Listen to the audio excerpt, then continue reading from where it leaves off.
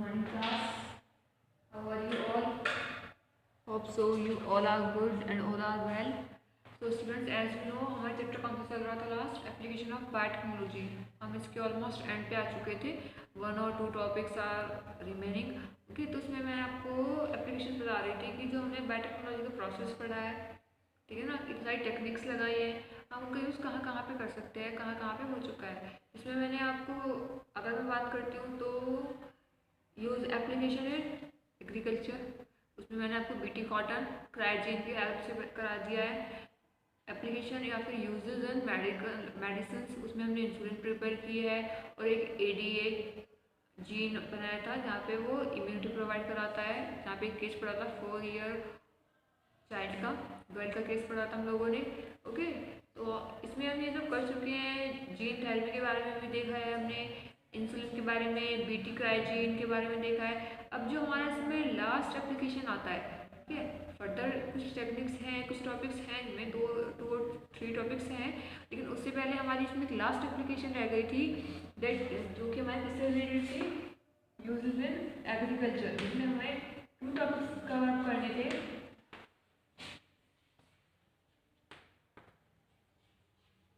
सबसे पहले तो हमने बीटी क्रायोजेन बनाया था, ठीक है ना, रेजिस्टेंस क्रॉप. सेकंड है हमारी, सेकंड एप्लीकेशन है निमेटोड रेजिस्टेंस क्रॉप. निमेटोड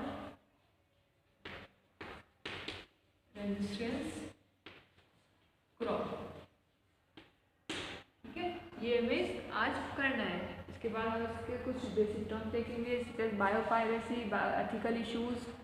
ठीक है, चलिए ये टॉपिक हमारा स्टार्ट करना है. आपके एनसीईआरटी में जो टॉपिक दिया हुआ है, ये टॉपिक है आपका एट पेज नंबर 209. ओके, 209 पे आपको ये टॉपिक दिया गया है. तो देखिए इसमें होता क्या है, हमारा एक प्लांट है, टबैको प्लांट. प्लांट्स, ठीक है, प्लांट में बताया काफी सारे पेस्ट रहते हैं.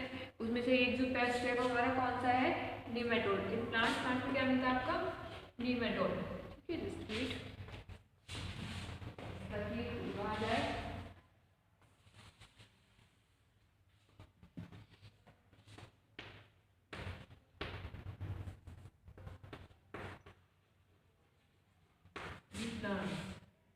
प्लांट्स में क्या वर्क कर रहा है, निमेटोड. ओके, निमेटोड कर रहा है. होता क्या है, निमेटोड कौन सा है, इसका नेम क्या है, जो भी आपका पेस्ट है ये का नेम है, आपका नेम लिख लीजिए, मेलोडिगाइन. मेलोडी टॉपिक वाला नहीं है. Okay, meloidogyne incognita, incognito,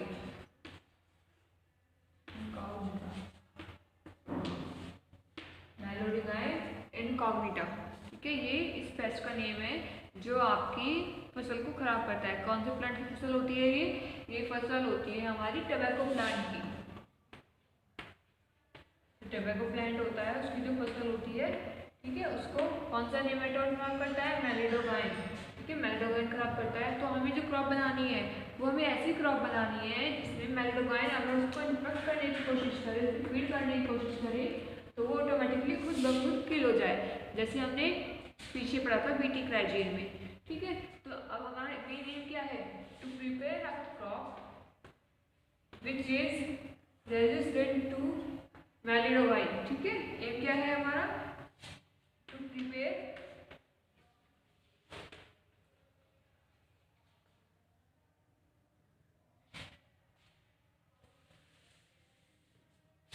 nematode resistant crop. Nematode resistant crop. ठीक है, ये हमारा इसमें एम रहेगा. और वो क्रॉप किसकी है,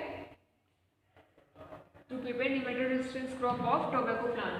टोबैको प्लांट की nematode क्रॉप बनानी है, सॉरी nematode resistant क्रॉप बनानी है.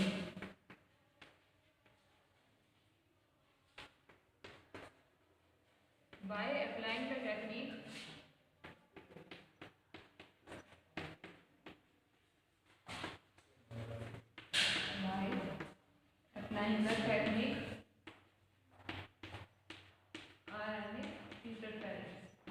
फुल आपकी होगी आरएनए इंटरफेरेंस। यहाँ पे आरएनए इंटरफेयर करेगा। आरएनए इंटरफेरेंस आप समझ सकते हैं, यहाँ पे आरएनए क्या करेगा, इंटरफेयर करेगा नॉर्मल फंक्शनिंग को परफॉर्म करने में। जो नॉर्मल फंक्शनिंग है वो इसलिए परफॉर्म नहीं हो पाएगी क्योंकि वहाँ पे कुछ ऐसा होगा आरएनए के साथ कि वो डाई नहीं होगी क्रॉप। इवन जो आपका निमेटोड है वो डाई हो जाएगा। ठीक है, हमें पता है जितने भी हमारे क्या होते हैं यूकैरियोट्स होते हैं उसमें डिफेंस मैकेनिज्म होता है डबल स्ट्रैंडेड आरएनए का।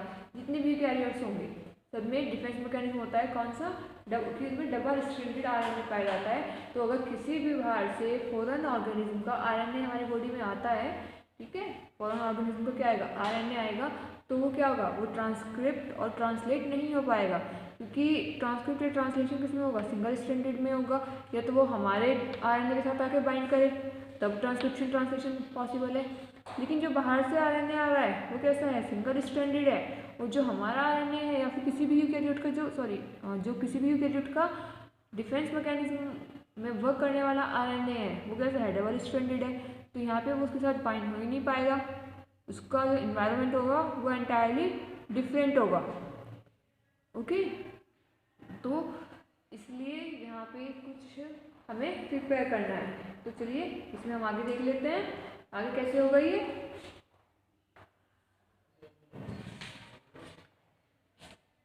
Let me erase this.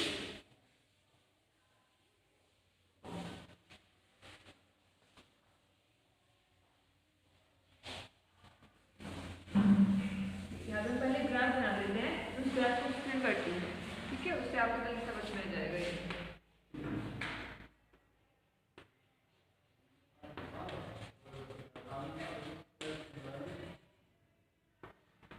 Start किया से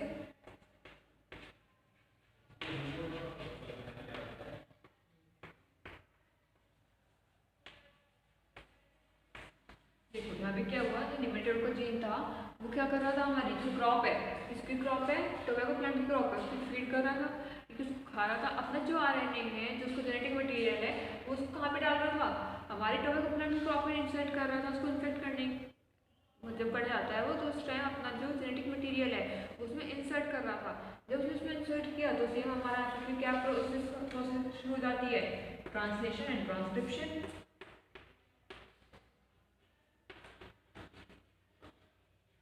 ट्रांसलेशन एंड ट्रांसक्रिप्शन, ये वाली प्रोसेसिंग यहाँ पे स्टार्ट हो जाती है। तो फर्दर क्या होगा, ट्रांसलेशन के बाद हमारा क्या बन जाएगा, प्रोटीन बन जाएगा। और प्रोटीन किसमें हेल्प करते हैं, ग्रोथ में। तो जो वहाँ पे निमेटोड है फर्दर ग्रोथ हो जाती है और वो हमारी सारी क्रॉप को क्या कर देता है, खराब कर देता है। लेकिन अब करना क्या है, ये तो नॉर्मल कंडीशंस में भी जो होता है, बट अब हमें करना क्या है वो देखते हैं।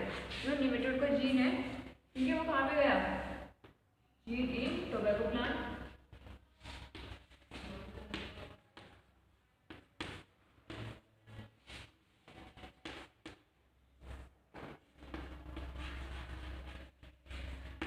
जीन इन टोबैको प्लांट, वहाँ पे इसमें क्या हुआ, ट्रांसक्रिप्शन। ट्रांसक्रिप्शन के बाद क्या बनता है, as you know very well, messenger RNA.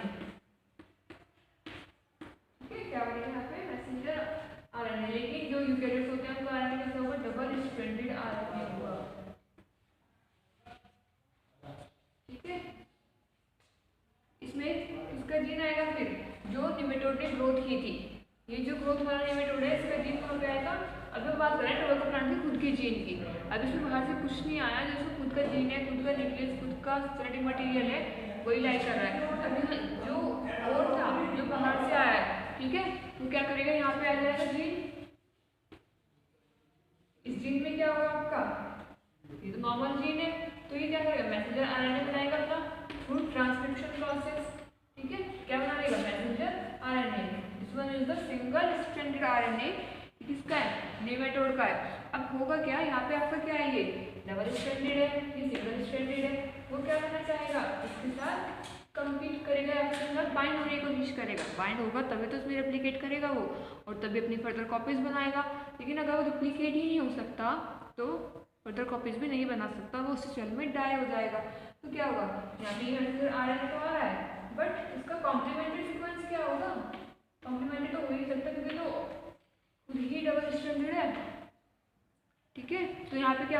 Transcription तो हो गया, but there is no any translation, यहाँ पे कोई ट्रांसलेशन नहीं होगा। और ट्रांसलेशन नहीं होगा तो प्रोटीन नहीं बनेगा, और प्रोटीन नहीं बनेगा तो एट लास्ट क्या होगा, जो निमेटोड का जीन होगा वो गायब हो जाएगा, खत्म हो जाएगा। ठीक है, ये किस में होगा हमारे, इसको बोलते हैं आरएनए इंटरफेरेंस। और ये किसकी वजह से हुआ है, क्योंकि यूकैरियोट्स में क्या था, डिफेंस मैकेनिज्म था डबल स्ट्रैंडेड आरएनए का। ओके, इसमें हमारा ये होता है। अगर आपको इसमें कुछ डाउट होगा तो आप पूछ लेना।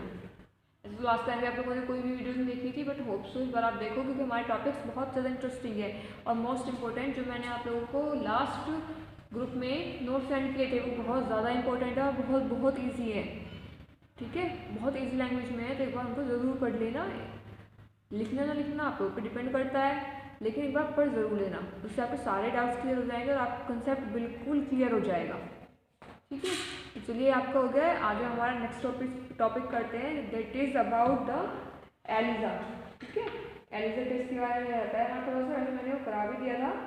ठीक है, उसको जनरल इंट्रोडक्शन देख लेते हैं, बाकी तो इतना हमारी डिटेल नहीं है एलिजा के ऊपर, तो चलो आगे देखते हैं।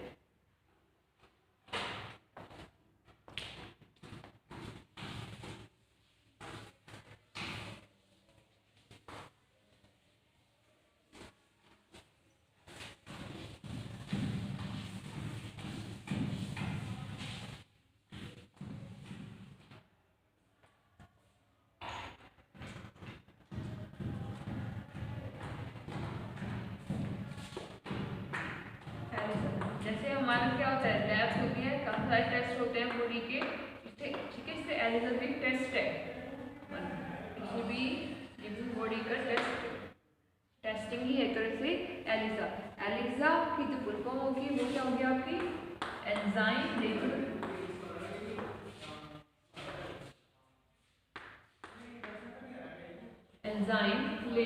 इम्यूनोसॉल्वेंट एसिड।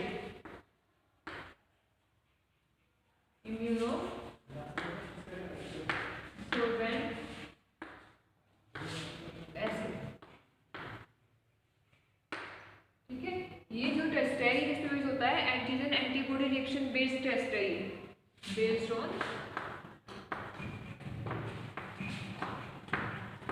Antigen antibody.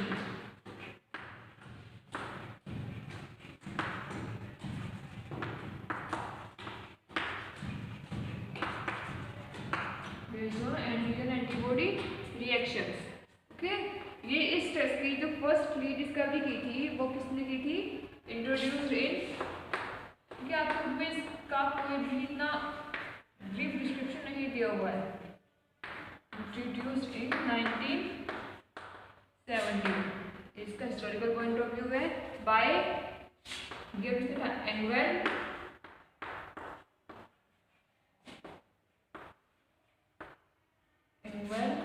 पैडमैन। पहले इन दोनों ने दिया था, एंगवेल और पैडमैन ने, ये दोनों क्लासमेट्स थे, एक बैचमेट थे। ठीक है, इसलिए पहले एंगवेल और पैडमैन ने, लेकिन उस टाइम पे कुछ प्रॉब्लम्स आई थी तो ये पब्लिश नहीं हो पाया था। ठीक है, तो ऐसे मतलब ये बिल्कुल एक्सेप्टेबल नहीं था। फिर बात, लेकिन इसको जो इंट्रोड्यूस किया उसके पहले इसके बारे में बताया था वो एंगवेल और पैडमैन ने ही बताया था, लेकिन फिर बाद में जो उसमें कुछ कमी आ गई थी, वो जो उसने सही की थी उनका नेम था वीमैन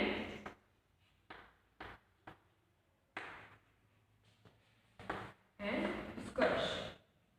वीमैन एंड स्कर्श, तो इन सबके कॉन्ट्रीब्यूशन से ही एलिजा टेस्ट जो है वो क्या हुआ है, इंट्रोड्यूस हुआ है। ठीक है, ये आपको इसके बारे में था एलिजा की क्या होती है, टेक्निक होती है ये, जो हमने यहाँ पे वो पढ़ा ना बायोटेक्नोलॉजी, रिकॉम्बिनेंट डीएनए, ये इन सब के लिए यूज किया जाता है। ठीक है, तो ये आपका यहाँ पे दीवार टॉपिक खत्म हो जाता है। इसके बाद जो हमारा नेक्स्ट टॉपिक आएगा वो आता है ट्रांसजेनिक एनिमल्स। ठीक है, क्या आएगा नेक्स्ट, ट्रांसजेनिक एनिमल, जिसको जीएम एनिमल्स भी बोलते हैं। Next topic is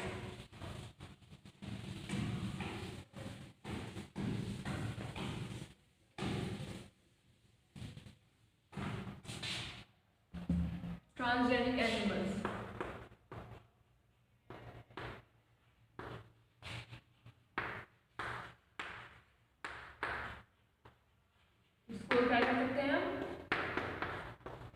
GM animals. GM animals का मतलब GM stand for genetically modified.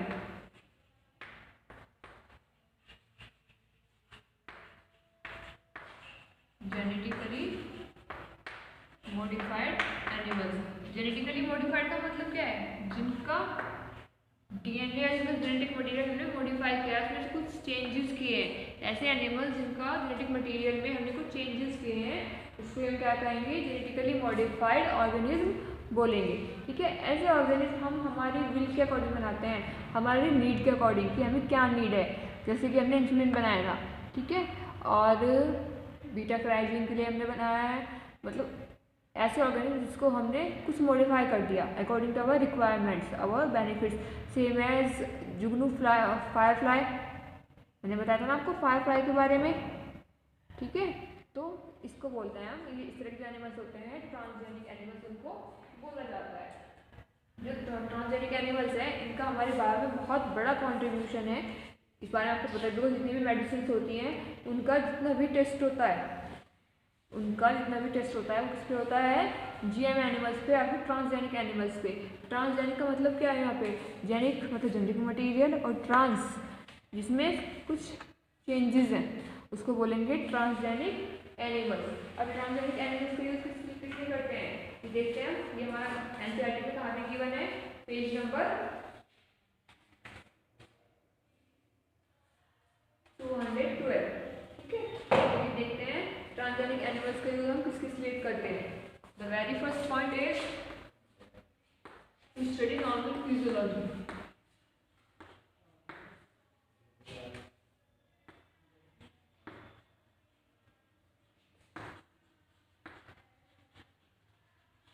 To study normal physiology.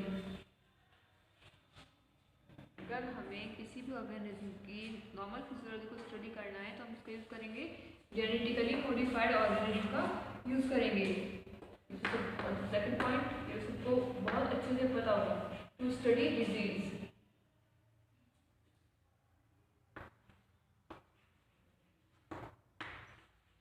हमें किसी भी बीमारी को पढ़ना है, उसका अध्ययन करना है, उसको स्टडी करना है, उसके बारे में बहुत डीपली जानना है, तो हम उस बीमारी का, उस डिजीज़ का जो भी कॉज है, either viral, either bacteria, either fungal, उसका इन्फेक्शन का जो भी जेनेटिक मटेरियल है, इन्फेक्टेड कॉजिंग ऑर्गेनिज्म का, वो हम एक जेनेटिकली मॉडिफाइड या फिर एक ऑर्गेनिज्म में क्या करेंगे?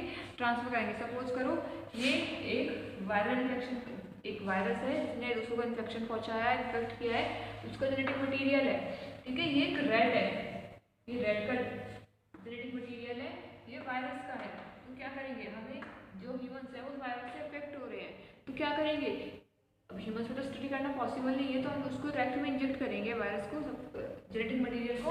ये वायरस का क्या है? Genetic material. इसको कहाँ पे इंजेक्ट कर देंगे? हम रेड के डीएनए में। तो इसको ऐसे ताकि डिफरेंशिएशन रहे, तो ये इस तरह से हो जाएगा सम वर्ड। अभी इनमें सेम वही ट्रांसलेशन और ट्रांसक्रिप्शन चलेगा आपका, रेप्लिकेशन फर्दर कॉपीज बनेगी। तो जो रेड है वो क्या हो जाएगा? इस वायरस से इन्फेक्ट हो जाएगा। यहाँ से फिर हम वायरस को या उसके जीन्स को स्टडी कर सकते हैं कि क्या कॉजेज रहे होंगे बीमारी के इस time. The third one is vaccine safety. जितनी भी वैक्सीन बनती हैं, मेडिसिन बनती हैं, वो सेफ है या नहीं है? जेनेटिकली मॉडिफाइड ऑर्गेनिज्म पे टेस्ट करने के बाद ही वो मार्केट में सेल के लिए आती हैं। अगर इन्हें वहाँ से वेरीफाई नहीं होंगी तो वो मार्केट में भी नहीं आएंगी। ठीक है, केमिकल सेफ्टी, किसी भी केमिकल की सेफ्टी, चाहे वो आपका एडिबल प्रोडक्ट है, रिलेटेड टू मेकअप है, या कुछ भी है, chemical safety and chemical toxicity.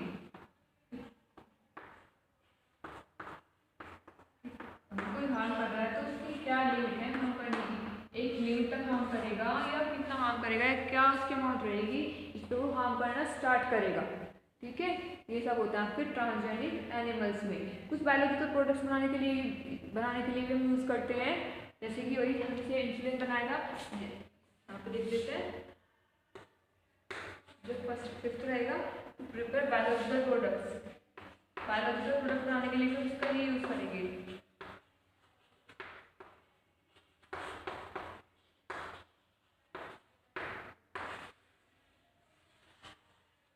ठीक है, ऐसे हमने ऐसे कौन कौन से बायोलॉजिकल प्रोडक्ट्स बनाए हैं? हमने बनाया है अल्फा 1 एंटी ट्राइप्सिन,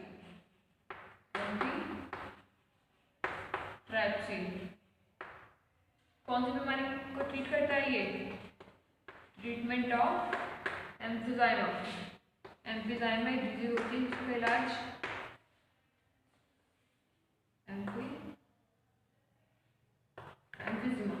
एम्फिजाइमा इट्स एम्फिजिमा। इसका जो इलाज है वो क्या है? Alpha 1 anti trypsin. ये इस बीमारी का इलाज होता है, जो हमने किस पे स्टडी करके बनाया? जेनेटिकली मॉडिफाइड ऑर्गेनिज्म पे। ठीक है, ऐसे ही रोजी काऊ को मैंने बताया था, ये क्या है?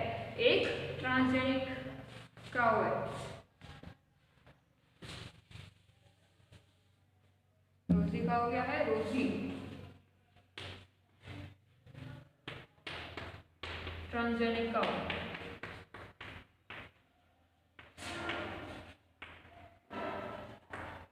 ट्रांसजेनिक काऊ के रोजी, इसका जो यूज किया गया था वो क्या? कौन सा प्रोटीन बनाने के लिए? अल्फा लैक्टोब्यूमिन, जो बच्चों को इम्यूनिटी प्रोवाइड कराता है। अल्फा लैक्टोब्यूमिन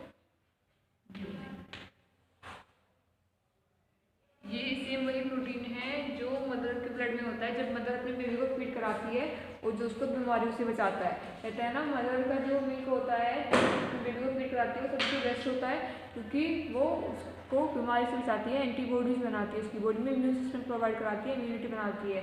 तो ये सेम किसकी वजह से होता है? अल्फा लैक्टोब्यूमिन प्रोटीन की वजह से होता है। अब कुछ मदर्स अनेबल होती है अपने बच्चों को फीड कराने के लिए, तो ऐसे में क्या होता है? उनको आर्टिफिशियली इम्यूनिटी प्रोवाइड करानी पड़ती है या फिर बाहर से उनको फीड कराया जाता है, which is not safe and not healthy. ठीक है, तो स्टूडेंट्स ये था आपका एप्लीकेशन ऑफ बायोटेक्नोलॉजी वाला चैप्टर, जो कि खत्म हो चुका है। यहाँ पे हमारी पूरी जो यूनिट है वो खत्म हो गई है और आपकी यही यूनिट है जो UT 4 में भी आनी है।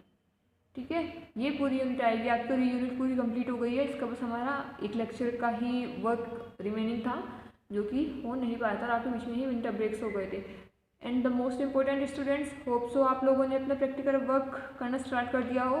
कुछ का तो हो भी गया है, होप सो कि जिसका नहीं हुआ है वो भी कर ले, क्योंकि फिर एट लास्ट आप लोगों को प्रॉब्लम आएगी, बर्डन बढ़ जाएगा। तो इससे बेटर है आप अपना काम पहले ही कंप्लीट रखिए। ठीक है, और अगर किसी को कोई भी प्रॉब्लम हो तो आप मुझसे पूछ लेना। Thank you students, have a nice day ahead.